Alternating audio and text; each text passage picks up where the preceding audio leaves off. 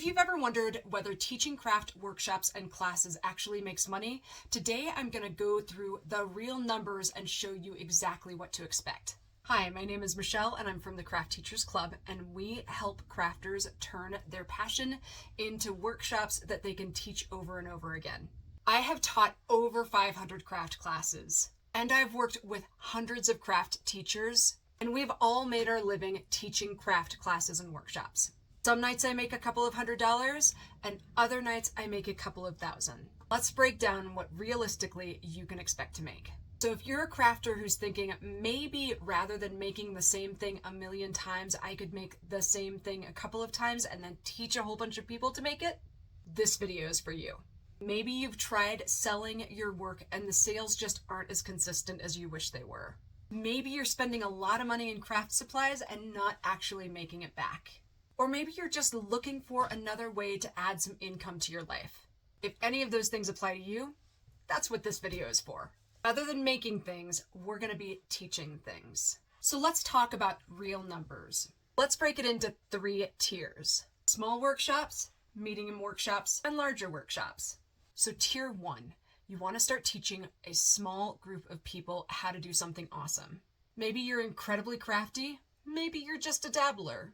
Either way, let's pretend like we have 6 people in your class. So let's start in the beginning tier, where you have between 6 and 8 people coming to your class. This is a perfect workshop for somebody who's just getting started, maybe a little bit intimidated by the idea of lots of people in her class, or somebody who just really values that intimate setting where you can get to know your students. You're going to have between 6 and 8 people in your class. Now, there are a ton of fun things that you could teach, but let's pretend like we're doing needle felting.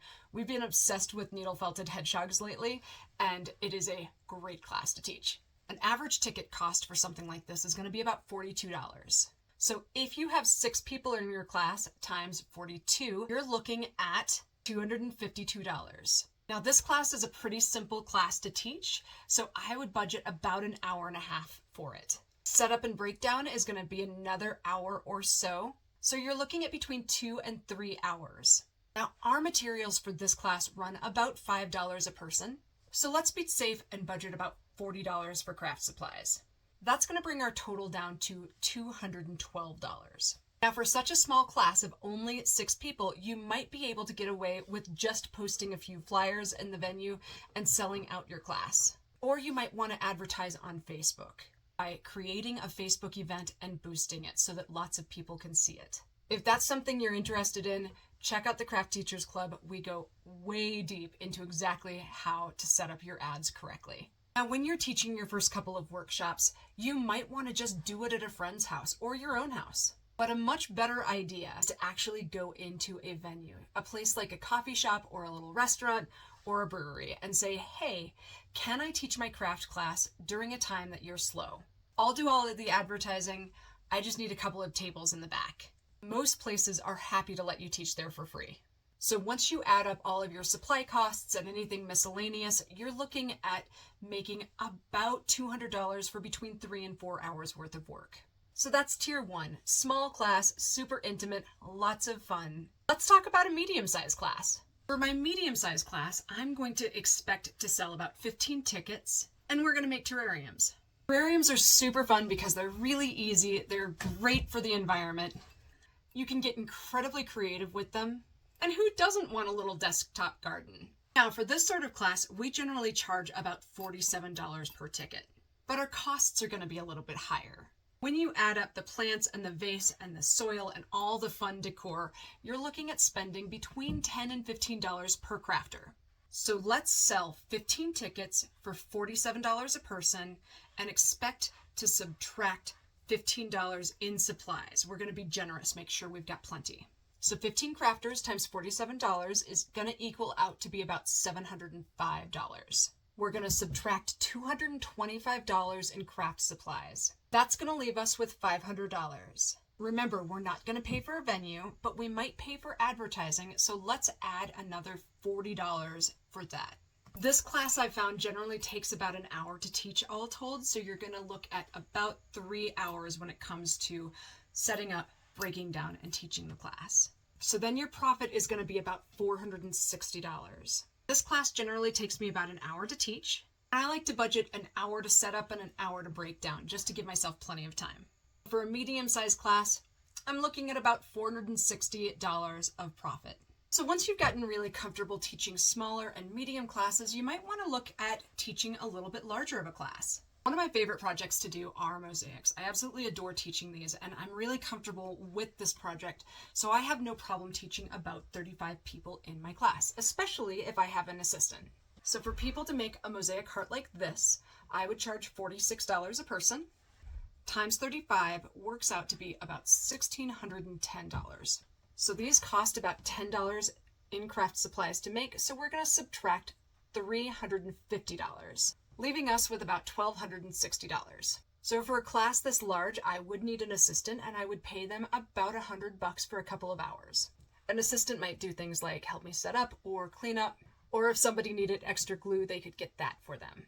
That leaves me with $1,160. Now, because this is a larger class, I am going to need to advertise, so I'm going to budget $50 for that. Again, I'm not going to pay for my venue, and my venue is going to be stoked to have 35 extra customers in a slow night. And for this example, I'm going to walk away with around $1,100. When I first started, it didn't take me long to realize that I only have to do a few of these a month to replace my teaching salary. So no matter what you decide to teach, let's talk about expense breakdown. When it comes to teaching craft workshops, by far your biggest expense is always going to be craft supplies. Part of the reason we created the Craft Teachers Club library is so that people could really get a very good idea about the types of projects that work, what they cost, and how to do them. We find that when we're doing new projects, we don't want to spend any more than $15 per crafter. And so depending upon the project, we budget between $5 and $15. The next thing that you're going to look at is venues. We always work with free venues. You will find that most places are happy to have you host craft classes and workshops because they get a pop of business on a slow night. One of the hardest things as a restaurant owner is to get somebody through the door the first time. Think about it. You're getting ready to go have dinner with friends and you're like, where should we go? Statistically, you are much more likely to suggest a place that you already know. If you've been to a craft party there, you know you had a good time. That good time is going to stick in your mind. The other expense that you're going to want to think about is the time that you're going to need to prepare, advertise, work with venues, etc. You'll find that some projects are really easy to do just right out of the box. Other projects like macrame requires a lot of cutting individual cords, and that takes time.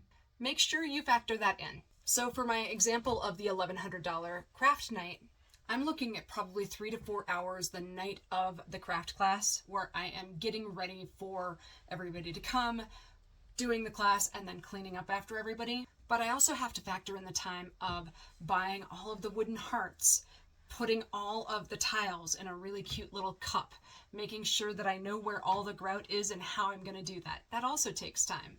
So depending upon the class, I'm usually going to add another hour or two for that. And you're also going to want to factor in the time doing things like setting up your ticketing sites and communicating with your venues. It's still totally worth it, but something to keep in mind. Teaching craft classes isn't passive income, but it is predictable. So what types of things are you going to want to do to make sure that the classes that you're teaching make the most profit for your time?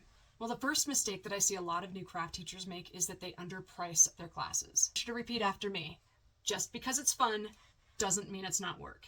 Make sure that you're not only factoring in all of the supplies and time, but also the experience and the skills that you bring to the table. Just because I wouldn't pay 40 some odd dollars to make this little guy doesn't mean that other people won't.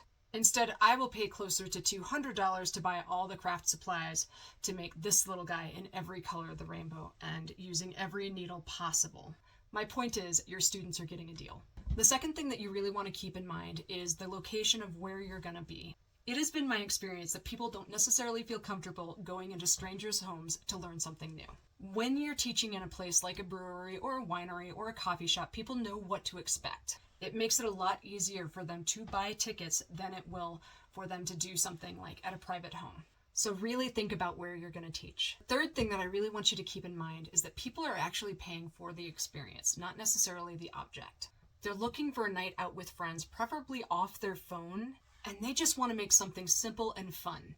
I don't know about you, but as a teacher, one of the biggest mistakes that I tend to make is being like, hey, there are 2 million different ways to make this needle felted hedgehog.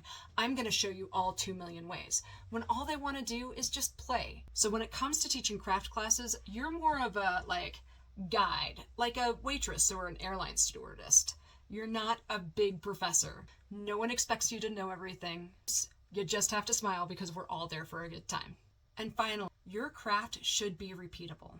Every time you invest in a new craft class or craft party, you wind up having to spend a whole bunch of time learning how to do it, getting all the supplies, and basically creating your wheel. If you can do needle felted hedgehogs, you can do needle felted yetis.